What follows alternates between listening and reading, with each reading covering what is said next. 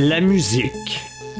Pour certains, c'est quelque chose qui est amusant, qui est agréable. Mais pour d'autres comme moi, c'est une philosophie, c'est une façon de vivre. Personnellement, je pense pas que je pourrais vivre sans musique.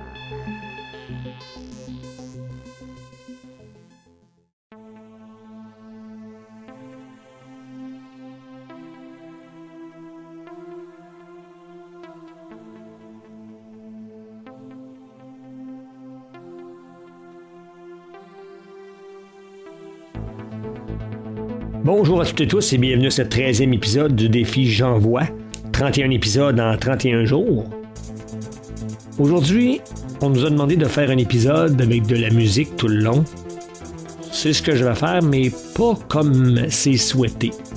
Je vais vous parler de ma musique. Celle que vous entendez présentement, qui est le thème de mon podcast, c'est une pièce que j'ai improvisée soudainement.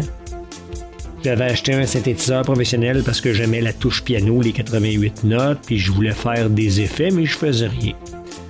Mon père est décédé, puis soudainement, je me suis dit « Hey, ce serait peut-être le fun que tu exploites ton synthétiseur. » Et j'ai pondu cette pièce-là sans réfléchir. Toutes les pistes sont des improvisations. Je suis né avec ça. Je suis chanceux.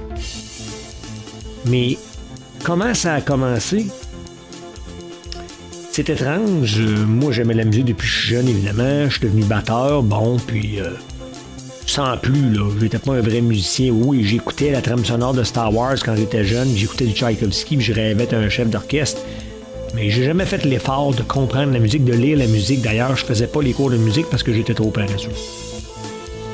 Puis un jour, en 1987, ma sœur s'achète un piano Roland électronique, mais qui est comme un vrai piano, 88 notes, touche piano. Ben à cette époque-là, moi, tout ce que je sais jouer, là, c'est genre Au clair de la lune avec un doigt, Au Canada avec un doigt. C'est pas mal ça que je jouais. Et puis un jour est arrivé quelque chose. Mes doigts se sont placés sur le clavier et ça a donné ça. Ma soeur est à côté de moi, ben, elle me regarde là, complètement estomaquée. Elle me demande « C'est quoi ça? » Et je lui réponds « Je sais pas. C'est venu tout seul. » Puis, quelques jours après, ça a été ça.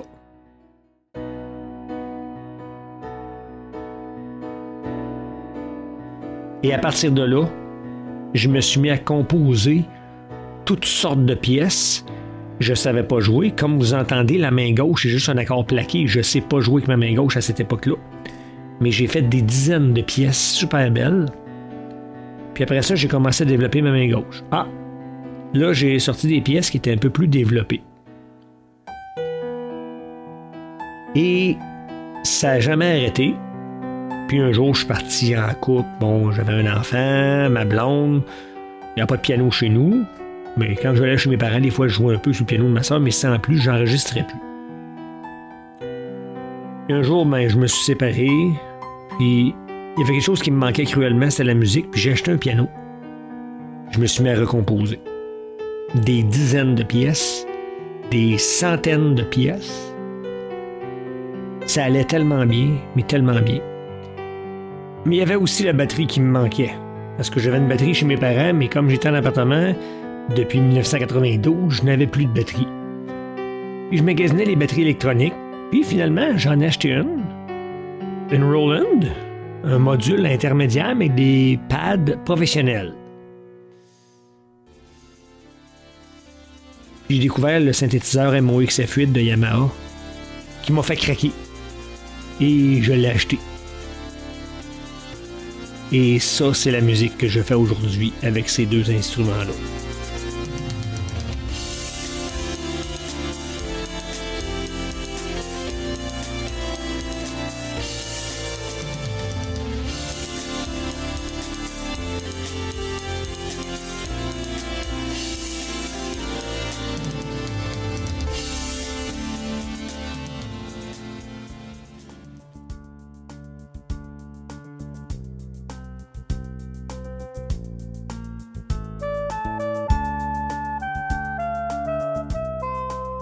Je me promène entre les styles, mais je suis très dans le style progressif, évidemment, parce que ça m'a marqué. Mais ma vie, essentiellement, c'est la musique. Pourtant, j'ai pas fait ça dans la vie. J'aurais dû être un batteur, claviériste, chanteur, compositeur. Je ferais peut-être ça dans une autre vie. Mais si jamais vous voulez jeter un œil ou une oreille à ce que je fais, vous pouvez aller écouter ma chaîne YouTube. Très facile à chercher. Vous cherchez chant, C-H-A-N-T-S, comme chanter. Magnétique au pluriel. Mais là, ne cherchez pas juste chant magnétique. Vous allez trouver Jean-Michel Jarre et je ne suis pas Jean-Michel Jarre. Vous écrivez chant magnétique Christian Drapeau. Vous allez voir un logo, le symbole pi avec 9 en chiffres romains. C'est moi.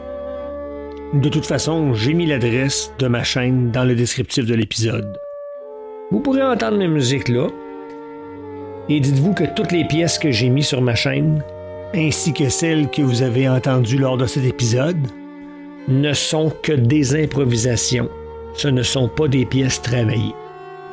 Je le dis toujours, je n'ai pas de mérite. Je suis né avec ça et j'en remercie la vie.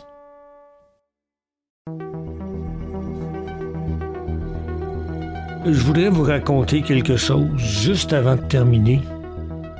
Ce talent-là que l'univers m'a donné, il n'est pas juste une satisfaction de pouvoir faire de la musique, me trouver bon ou me faire admirer.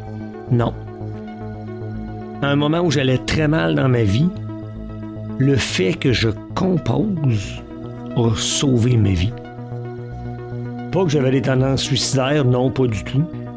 Mais je trouvais plus rien dans la vie. Et je me suis raccroché juste à cause de ça.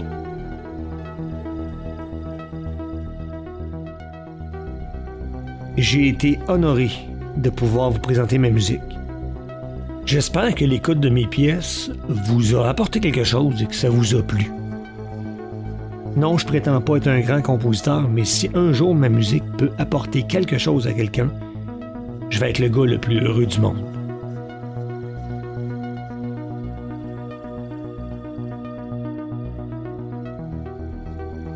Vous avez des questions?